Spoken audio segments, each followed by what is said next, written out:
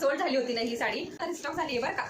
खूप सुंदर साडी होती, तुम्हाला सगळ्यांना आवडली। 620 रुपये प्राइस आहे साडीची आणि काठ पदर साडी आहे। थोडासा ऑर्गेन्झाचा लुक येणार आहे, सिल्कचा कपडा असणार आहे, जरी थ्रेडचं काम असणार आहे, सुंदर अशी बुट्टी असणार आहे, अतिशय सुंदर। तुम्ही जर बारकावेने बघितलं ना तर तुम्हाला समजून जाईल। खूप सुंदर अशी साडी असणार आहे 620 रुपयामध्ये।